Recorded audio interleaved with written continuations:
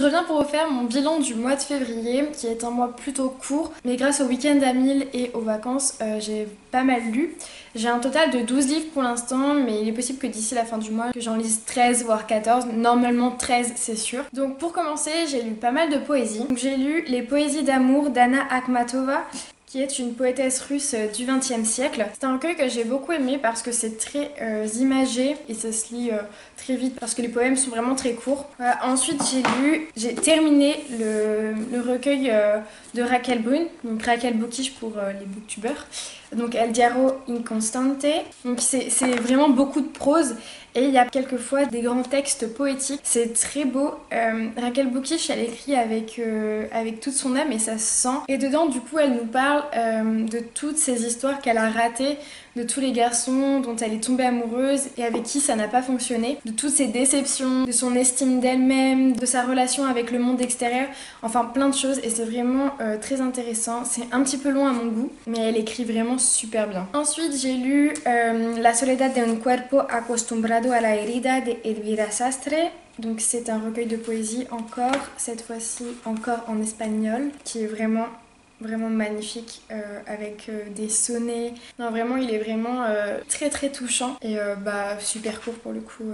Vraiment trop court. J'ai ensuite lu Te odio como nunca quise a nadie de Luis Ramiro, que ma maman m'a envoyé du coup, et j'ai adoré vraiment. En fait, je pense que je vais me commander d'autres livres de poésie dans ces éditions parce qu'il y en a à peu près une vingtaine, il me semble, et ils sont vraiment très bien faits. Les poésies sont magnifiques. Dans celui-ci, il y avait énormément de sonnets et moi j'adore ça. Luis Ramiro nous parle d'une femme qu'il a énormément aimée, et ça se sent, mais qu'il l'a laissée et c'est vraiment très beau. Il arrive à intégrer tous les sentiments dans sa poésie et c'est vraiment superbe. Ensuite, j'ai lu deux livres plus jeunesse, adolescent, new adulte, qui sont L'élu de Kierakos, le 3e tome de la saga La Sélection. Donc je l'ai enfin fini. Il me reste un livre, c'est L'Héritière, mais je crois que c'est un hors saga, donc voilà. Je l'ai lu en lecture commune toujours avec Amandine et ce tome, je pense que c'est... Enfin pour moi, je pense que c'est le meilleur de la saga. C'est toujours aussi plaisant de s'embarquer dans leurs aventures. C'est tellement facile à lire. J'ai été agréablement surprise par cette fin parce que souvent j'ai l'impression que le premier tome des sagas sont toujours meilleurs et qu'au fur et à mesure, on perd un peu du petit truc qui faisait que la saga était géniale et dans celle-ci pas du tout, en fait c'est crescendo et c'est génial. J'ai aussi lu Le Pacte de Karina Hall aux éditions Hugo Roman, donc c'est de la new romance. Ça se lit vraiment très bien, les histoires sont toujours les mêmes, c'est le même schéma qui se répète et pourtant on accroche toujours autant. Donc dans celui-ci, c'est l'histoire de Stéphanie et de ses amis Layden et James, ses meilleurs amis depuis très longtemps. Et pourtant, l'un d'entre eux est peut-être plus qu'un ami. Enfin bref, c'est tellement facile à lire que pour le week-end à Mille, c'était vraiment l'idéal. J'ai ensuite enfin fini Une colère noire de Ta-Nehisi Coates.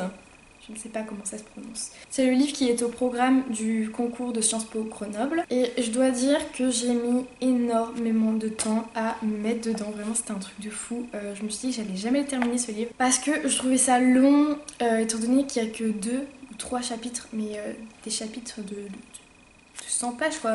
C'est un peu tout le temps la même chose et du coup j'ai eu beaucoup de mal. Ça nous parle du coup du racisme aux États-Unis et de ce rapport au corps que les Noirs ont. Et on a le sentiment qu'en tant que Noirs, ils sont à la fois dans leur corps, dans une prison interne et avec la société dans une prison externe et c'est vraiment très intéressant. J'ai ensuite lu des petites nouvelles d'Émile Zola pour une nuit d'amour suivie de l'inondation. Alors la dernière fois que j'ai fait une vidéo, donc la semaine dernière, j'avais lu la première nouvelle et là j'ai fini la deuxième et je dois dire que la deuxième est assez ouf. Je m'y attendais pas du tout. En tout cas, si vous n'avez jamais lu du Zola et que vous avez peur de son style, c'est peut-être bien de commencer avec des nouvelles parce que je pense que c'est plus fluide et plus facile de s'y mettre. Et après, peut-être petit à petit, aller vers des livres comme La Bête humaine ou alors Thérèse Raquin, etc.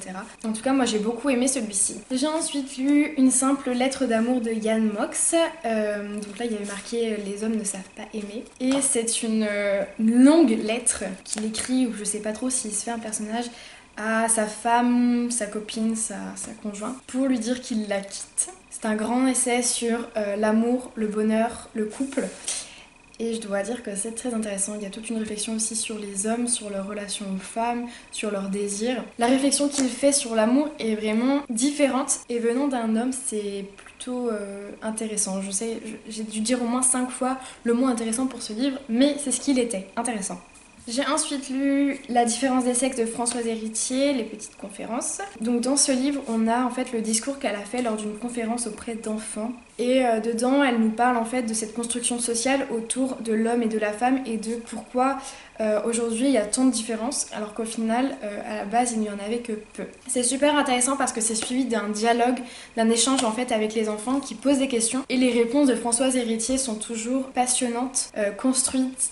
Vraiment, ce livre, il a été passionnant et ça m'a vraiment donné envie d'en découvrir plus de l'œuvre de Françoise Héritier, qui est une grande dame dans le combat féministe. J'ai ensuite lu On ne naît pas grosse de Gabrielle Dédier aux éditions Goutte d'Or. Donc c'est un livre sur son histoire et sur la grossophobie, sur cette relation au corps, sur l'image de nous-mêmes, mais aussi sur le fétichisme des gros, vraiment plein de choses. Et en fait, cette dame, elle a beaucoup souffert pendant longtemps de son poids, jusqu'à ce qu'elle se rende compte qu'elle avait en fait un problème hormonal et qu'elle n'y pouvait rien, qu'elle ne pourrait jamais rien changer à ça.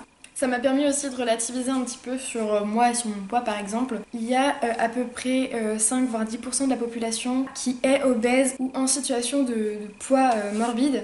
Et pourtant on n'en parle jamais, ce sont des gens qu'on ne croise pas parce que comme elle l'explique, l'obésité provoque un renfermement sur soi et une exclusion de la société, ce qui fait qu'il y a par exemple énormément d'adolescentes qui sont atteintes de cette maladie et qui sont déscolarisées. Donc c'est une population qu'on ne voit pas et dont on ne parle pas assez. Honnêtement, j'ai appris énormément de choses. J'ai aussi lu Le soleil se lève aussi de Ernest Hemingway qui je crois est l'un de ses tout premiers livres, il me semble. Donc ça se passe dans l'entre-deux-guerres, donc dans les années folles.